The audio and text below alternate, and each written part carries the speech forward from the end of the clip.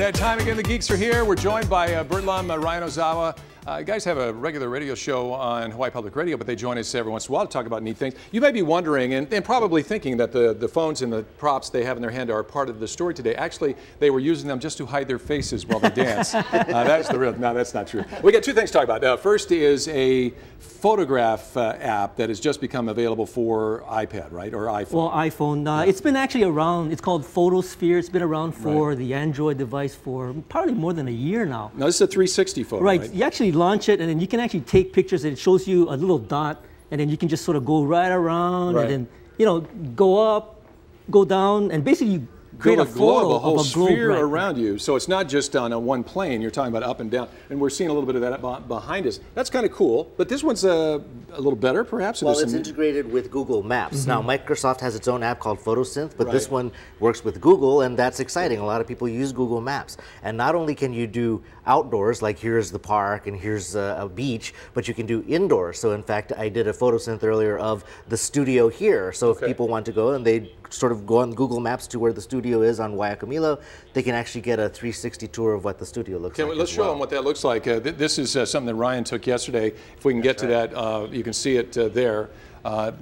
Clearly, we weren't in here yesterday when you were doing that, but that's cool. So you can go whatever speed. This is moving kind of slow in a circle. We didn't want to make you sick, but you can spin that around and do the whole 360 thing. But there's another little addition to this. Well, and you're okay, so the iPhone version isn't quite as sophisticated in terms of viewing in sort of a 3D viewer. So this is like it's like the cardboard that Google came out at Google I/O, but it's actually, you can buy it from a place called Dodocase. Right. $25. And you can actually put your Android device in here and look at the photosphere and actually have a virtual experience just going around and looking at all the things that you need to physically turn with your phone or with this viewer, and then you're actually moving around in that sphere. Very cool. That's very neat. $25. Okay, all right. And we'll have links to all this stuff on our website with the Geek Beat update. You want to talk about a new chat feature as well? Sure. A chat app? Very quickly, it's an app called Firechat, and it comes from a company that has worked on mesh networking.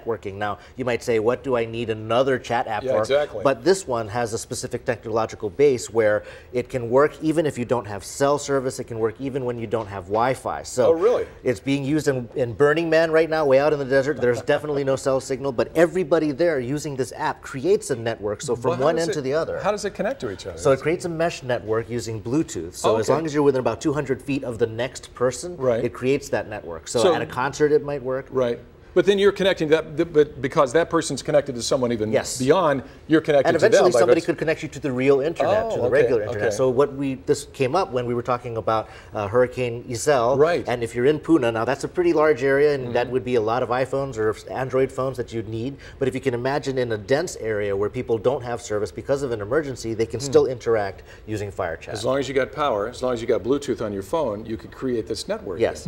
That's incredible. And that's a neat application when you think about it. If power's down and you need to communicate. Yeah, for me, I'm thinking of schools where they might block your Wi-Fi access. Well, you can still create a network in your classroom. Okay, don't tell your students. Don't tell the teacher that. Now, it's called Firechat, and we'll have both of these apps and what Burt and Ryan have to say about them on our website at hawaiinewsnow.com. You're on the radio tonight, right? On the radio tonight, we're going to be talking about actually going into this zone underwater, 200 to 900 feet, called the Twilight Zone. Into the Twilight Zone. That's on HBR 98.3.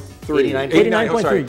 89.3 tonight. HBR2. At 5 o'clock, right? Yeah. Did I get that part right? Okay, we're going to take a break. We'll be right back with more dancing in just a moment. The Geek Beat on Sunrise.